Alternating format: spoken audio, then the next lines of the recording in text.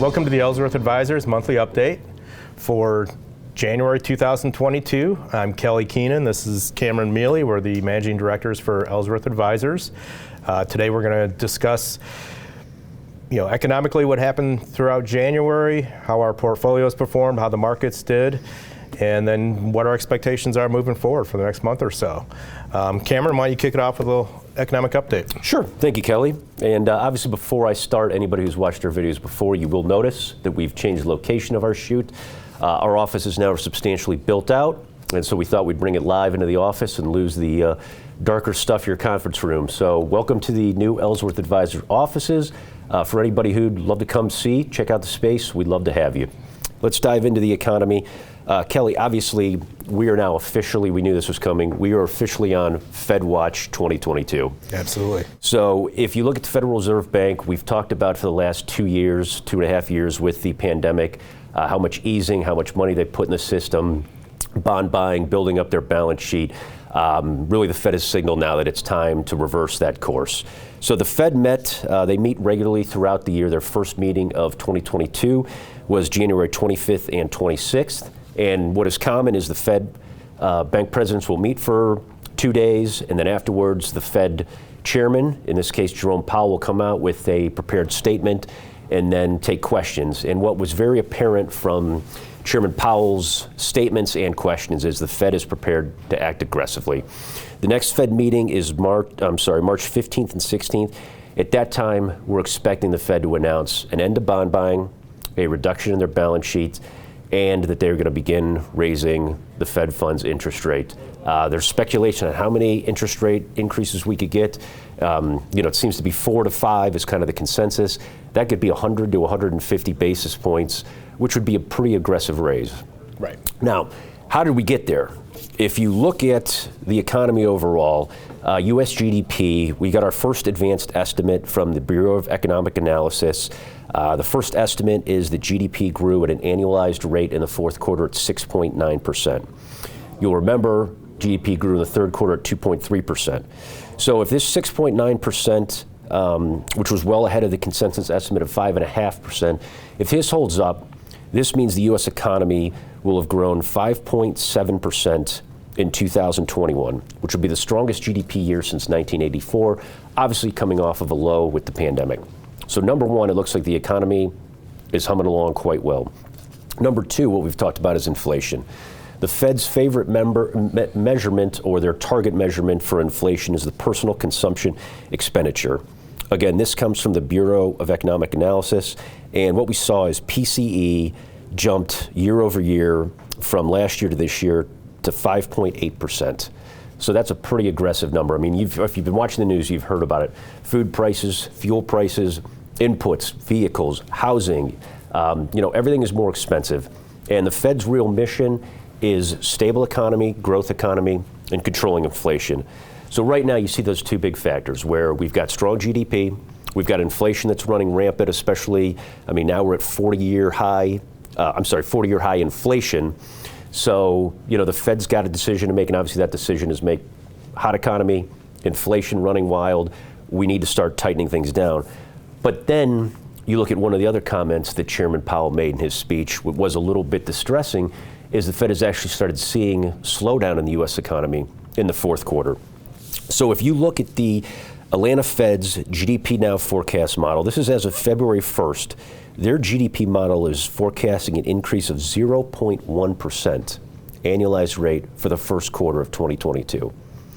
So you had an economy that grew at 5.7% last year, where now looks like it's slowed down significantly. Again, this is according to the Atlanta Fed. This is the most trusted model for forecasting. We do have inflation that's running hot. So how does the Fed act? How can they act? And I guess the question being throughout this year, if they increase rates, but we see all these supply constraints, can the Fed really do anything to control inflation? That is the million-dollar question, Cameron. And that's, in a nutshell, that is kind of the dilemma the market's battling back and forth with.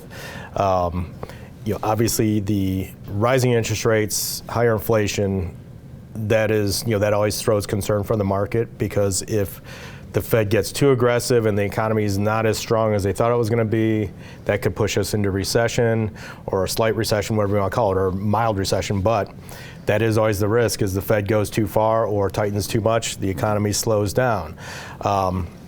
That could very well happen. The expectation is if it does happen, it will be a mild recession, but that might be a little different than what actually happens in the stock market, which we saw a rough January. We've seen repositioning in the stock market, a lot of it around the unknowns of what's going to happen with inflation, with interest rates, how aggressive are they going to be with it. On the not so negative side, or what may be an advantage for the Fed and give the Fed cover in increasing rates is, the economy, it's kind of fits and starts because we started from such a low baseline with a economy that was shut down by the government or by COVID. Now it's opening up in fits and starts. This last wave of Omicron starting to die off. Mm-hmm. You have, I think, an American public that's about exhausted with COVID, and you might see a lot more economic activity from a consumer standpoint throughout the summer or going spring, summer, early fall, which could drive a little bit more economic activity than expected, but then you fall back on the supply strain constraints. And we also saw that John, in their belief, John Hopkins thought that lockdowns did absolutely nothing to prevent the spread of COVID-19. So I don't see us going back into that situation. It should be hopefully onward and upward. But yes, we still can't get ships through the ports of Baltimore, LA, New York. We still can't get chips for vehicles. Still can't get staff at restaurants. I mean, we're still fighting up a lot of constraints here that are going to keep prices high. It's been an interesting month. We had earnings announcements, and really what we're seeing in the stock market is it's definitely a lot more company specific than just broad swaths of the market or the market in general going up or down. So, that's where, our individual stock approach, I think, is advantageous. We know what we own, or we know what we own. Mm-hmm. We own companies that, are making money, we think can make money regardless of the environment. That's what we need to focus on right now. Absolutely.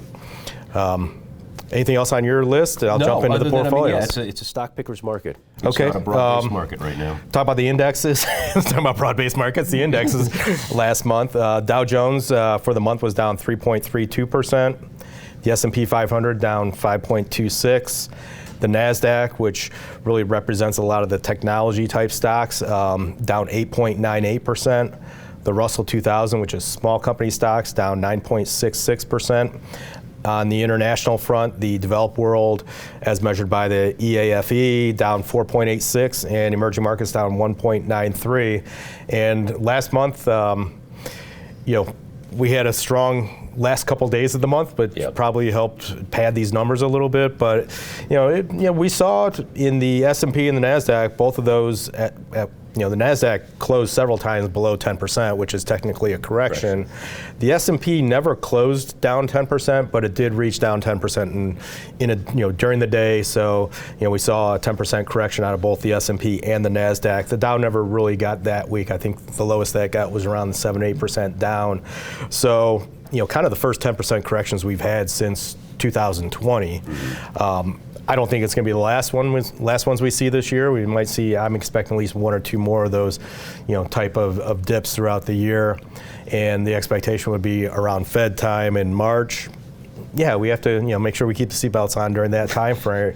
But it'll be temporary. This is, you always have market dislocations when the Fed first starts raising rates, but the reality with the first several rates, you still end up with a positive market 12 months down the road. So that's kind of the expectation right now. Well, there's almost a relief element to it as well. Because, the concern is always how aggressive is the Fed going to get. And, right. If the expectation is 25 basis points and they come in at 50 basis points, that causes alarm. If it's 25 basis points and they come in at 25 basis points, everybody kind of looks at themselves and says, whew, the Fed did what they were supposed to do. We know it's coming, and it's just, do they do anything way off base from what we are expecting. From our portfolio standpoint, dividend yield held up pretty well for the month, down 3%. Gainers in that portfolio, British Tobacco up 15%. Merck up 6.32%. Lyondell Basel, which has struggled throughout the pandemic, up 4.88%.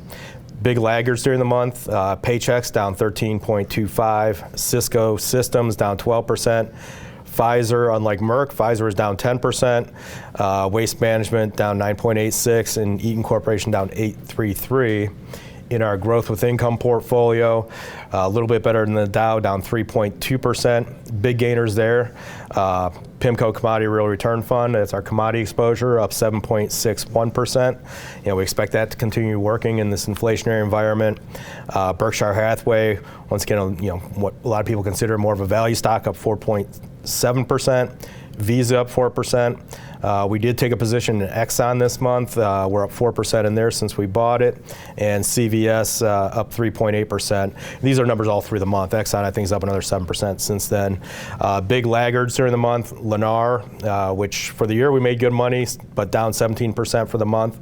NVIDIA, like a lot of the other tech stocks, gave up 16.75%. Fortunately, we cut our NVIDIA position pretty aggressively early in the month. We had some nice gains in NVIDIA. Yeah, we had huge gains. We cut the position, really brought it down to a more manageable, size, so it's not going to be too detrimental to portfolios.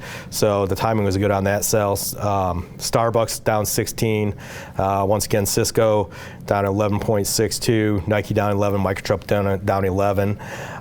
In the price potential portfolio, this portfolio also held up really well for a growth portfolio, only down 2.9% for the month.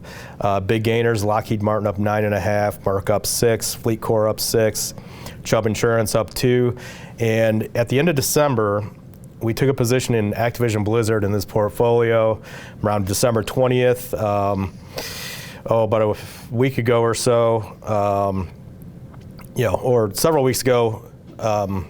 Who bought them? Microsoft bought Activision Blizzard at a nice premium. So we actually were in and out of it, made about 21% there. So that was kind of a nice gain when everything else was not looking real good in the market. Big laggards, Edwards Life Sciences down 15%, Humana down 15.4%, Black Knight down 10%, T-Rowe, one of our newer positions, down 9.5%. Small caps, as I mentioned before, NASDAQ and small caps got hit pretty hard. Our small cap, our SMID price potential portfolio down 10.8% for the month. We did have some winners in there. Esquire Financial up 9.4%.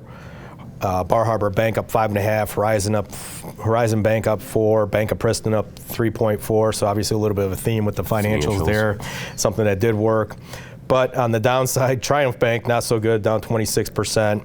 NV5 Global, which did really well for us last year, gave up about a quarter, about 24%. Nova Measuring, another long-term position that we've made a couple 100% in, gave up about 19% of that position. So in general, I think our portfolios did, as expected. This month, we're seeing some rebound in the last couple weeks, where we're definitely off the lows that we saw late January. As I mentioned before, I think we're in a little bit of a recovery period here, and expect some volatility as we get into March. So we'll be talking around that time, and we could be getting into some rockiness at that point in time. As always, if you have any questions, please feel free to reach out to us. Again, welcome to the new Ellsworth Advisors offices. If you'd like to come see them, we'd love to have you. Have a great month. We'll talk to you again in February. Thanks.